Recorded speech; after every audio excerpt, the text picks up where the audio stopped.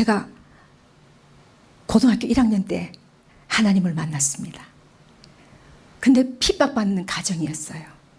너무나 힘이 들었습니다.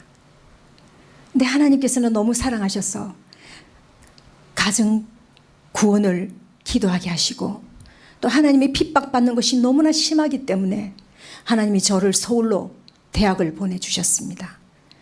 그리고 하나님이 그때 내가 기도한 것이, 하나님 우리의 가정을 하나님이 구원받게 하여 주시옵소서. 그렇게 기도하면서 올라오면서 제가 어머니가 섬겼던 그 불상이랑 그 모든 성철 스님이 주셨던 달마대사 상가, 그 모든 향불과 모든 그 제단에 있는 것들을 전부 다 6층 건물에서 던져버렸습니다. 그리고 두려움으로 저는 도망을 가버리고 말았죠. 그러다가 4년의 세월을 서울에서 보내면서 저는 신앙이 떨어졌습니다. 그러다가 어쩔 수 없이 향토 장학금이 없기 때문에 또다시 내려오면서 또 핍박은 또 오기 시작했습니다. 그때 하나님 앞에 또 엎드렸습니다. 하나님, 나 어떻게 해요? 너무 힘들어요. 집에서 이렇게 핍박하는데, 날 보고 백수라고 그러는데, 하나님 나 기도, 울면서 기도했습니다. 하나님 나 기도 3가지만 들어주세요. 가정 구원을 위해서 기도합니다. 하나님, 저렇게 어머니가 나를 갖다가 저렇게 힘들게 하는데, 하나님 나 직장 하나 주세요. 직장 하나 주세요. 나 직장 주세요. 직장 주세요. 그렇게 기도했습니다. 또 한 가지, 어머니는 믿지 않는 사람을 자꾸만 결혼하라 그러는데, 하나님 나 너무 힘들어요. 하나님 너무 힘들어요. 믿는 사람 배우자 주세요. 나한테 맞는 사람 주세요. 이랬어요.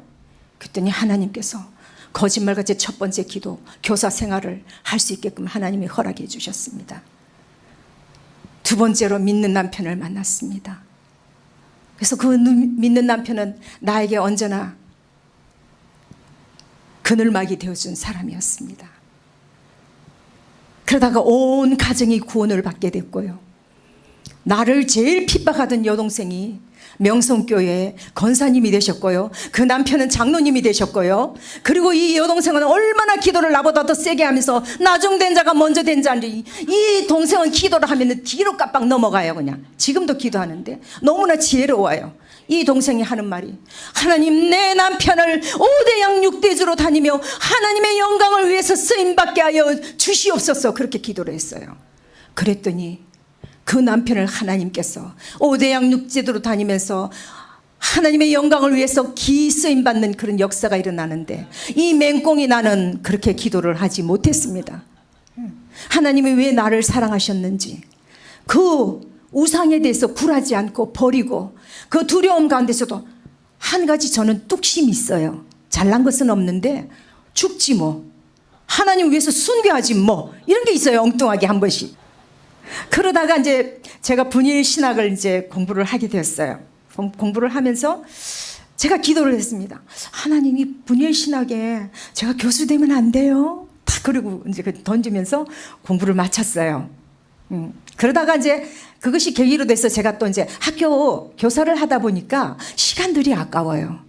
그래서 배우려면은 계속 배워야 되겠다. 뭔가 이게 좀 계속해서 성취감을 좀 맛봐야 되겠다. 그런 게 있어가지고 계속해서 이제 고신대 이제 선교 대학원을 나오면서, 하나님 나 너무 힘들어요. 저 남편 너무 깐깐해서 집에 오면 이렇게 하는 스타일의 이 남자를 내가 도대체 못 살겠습니다. 아버님도 이렇게 하고 우리 큰아들도 이렇게 토란데, 세 사람도 어떻게 그렇게 남자가 그렇게 똑같은지 너무나 힘이 든 거예요. 그래서 하나님 나 너무 힘들어요. 너무 힘들어요.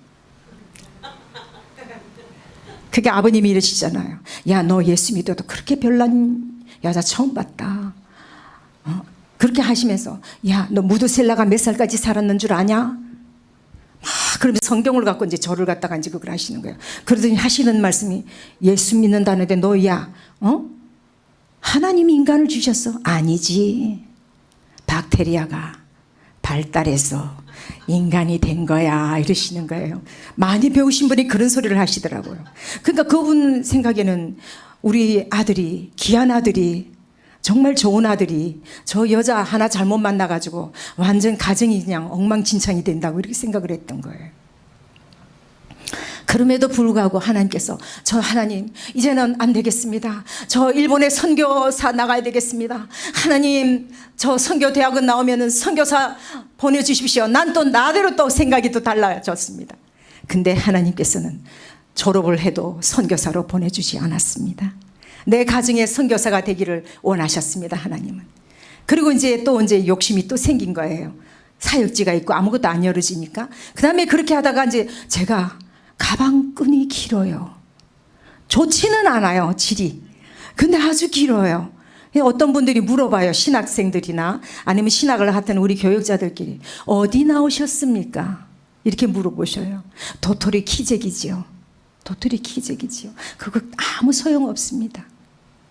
저도 뭐 그렇게 실력이 있어서 아니라 전부 다 이때까지 하나님 백으로 하나님이 호각을 훅 불어가지고 뒤로 있도록 돼갖고 이렇게 된 사람이에요. 저는 이때까지 그렇게 된 사람인데, 그럼에도 불구하고 늘 내 마음속에는 어린 소녀가 그 거미줄을 쓸고 있으면서 이 소녀가 자기를 생각하면서 연민에 빠진 것처럼 기도하였습니다. 주여, 내 방을 깨끗게 하는 것처럼 온전히 내 마음을 깨끗게 하소서. 그때 소녀는 한 목소리를 들었습니다. 딸아, 매일 거미줄을 쓴들 무슨 소용이 있겠느냐? 거미줄을 치는 거미를 죽이는 것이 좋지 않느냐? 늘 예수를 믿는다 하면서도 내 마음속에는 늘 갈급함이 있고 늘 채워지지 않은 그런 것들이 있었어요. 근데 그 8년간 하나님께서 나에게 또 수영로 교회를 만나게 했어요. 그 수영로 교회를 만나면서 제가 8년간에 완전 날개를 달은 거예요. 근데 훌륭한 우리 또 이제 정필 또 이제 그 담임 목사님을 또 그때 만났을 때 저는 이렇게 살아가면서 만남의 축복을 하나님이 이렇게 주신 거예요. 멋진 신랑 만난 것도 정말 하나님이 축복이었고요. 좋은 목사님 만난 것도 하나님 축복이었고요. 그 다음에 우리 또 교육자 생활을 아주 멋있게 할 수 있도록 하신 우리 또 정필도 담임 목사님을, 은퇴 목사님을 만나게 한 것도 또 축복이었고, 그곳에서 제가 아주 강한 트레이닝을 받았습니다. 그래서 그때는 저는 모든 사역을 다 감당할 수 있었습니다. 든든한 남편이 있었고 든든한 교회가 있었고 든든한 목사님이 계셨습니다. 그래서 제 사역이 막 성령을 앞서가는 일을 했었어요. 다양한 사역을 해봤어요. 그래서 저는 자신감이 넘쳤어요. 제가 실력이 있는 줄 알았어요. 그랬더니 여동생이 딱 하는 말이 그래요. 언니야, 참 잘났구나. 교만하다. 사역자가 참 교만하다. 그렇게 말했어요. 그랬더니 우리 제부가 하는 말이 들토끼 같아 이러시더라고요. 저보고요. 그러니까 동생이 하는 말이 무슨 소리, 언니는 들토끼가 아니고 집토끼야. 집토끼가 가출해가지고 저렇게 나가가지고 그냥 방방 뛰는 건데 자기 자신을 모르는 사람이야 이렇게 하더라고요. 근데 먼 시간이 지난 후에 동생이 저에게 지금은 뭐라 그러고 얘기하냐면은 언니야, 언니는 정말 하나님의 사람이야. 하나님이 기뻐하는 사람이야. 하나님이 고난 주신 것 그거 다 감당하게 하시고 우리 가정 구원하게 한 것도 언니의 그 기도의 덕분이었고, 또 언니는 기도 간증이 많지 않냐 이렇게 얘기를 했습니다. 그래서 저는 기도 때문에 수지 만났고 오늘날 또 하나님께서 이렇게 또 갈급함으로 또 이렇게 진주 기도원을 또 하나님께서 강권적으로 오게 해서 이렇게 또 훈련받게 하시고 또 이렇게 또 안수까지 받게 해주신 그 하나님 은혜에 감사드립니다. 하나님께 감사의 박수를 올려드리겠습니다. 제 것이지만 여러분들도 동일한 은혜를 받으시기 바랍니다. 자, 웨슬리는 자신에게 이렇게 질문했습니다. 너는 항상 기도하는가? 너는 순간마다 하나님 앞에 즐거워하는가? 너는 모든 일에 감사하는가? 너는 욕심내는 것이 없는가? 너는 두려워하는 일이 없는가? 너는 내 중심에 연속적으로 하나님의 사랑을 느끼는가? 무슨 말이나 일을 하든지 그것이 하나님을 기쁘시게 한다고 자신 있게 대답할 수 있는가? 이렇게 웨슬리는 말하고 있습니다. 정말 여러분 늘 기도하고 계십니까? 늘 즐거워하십니까? 늘 겸손한 마음으로 욕심을 버리고 자신을 버리는 그러한 겸손의 자세에 서 있습니까? 여러분들은 하나님을 기대하며 두려워하지 않고 늘 담대함으로 나아가며 그 하나님 때문에 승리할 수 있는 그런 자가 여기에 계심을 저희는 미리 알고, 또 우리가 선포하는 대로 우리가 또 이런 참 동력자를 만나니 얼마나 감사하고 감사한지, 서로가 모델이 되고 서로가 탐이 되고 서로가 그늘막이 되고 서로가 위로자가 되고 힘이 되고 능력이 되고, 오늘은 또 우리 문지영 또 목사님이 이렇게 나에게 또 부산 출신이라고 이렇게 많은 도움을 주시니 이 또한 감사하지요. 자,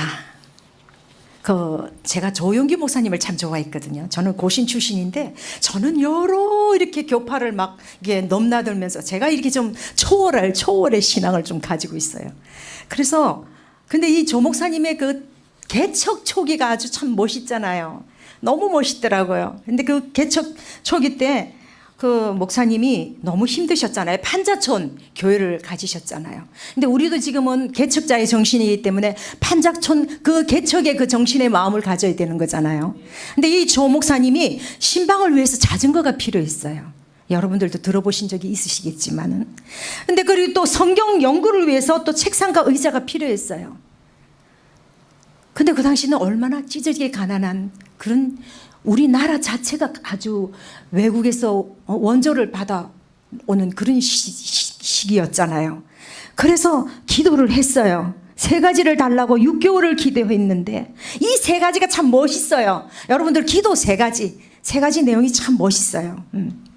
근데 저도 3가지 기도 받았다고 그랬잖아요. 그죠? 기본적으로요. 그래서 저는 근데 6개월이 돼도 이 기도를 안 들어주시는 거예요. 이거 하나님 앞에는 이게 아무것도 아니신데.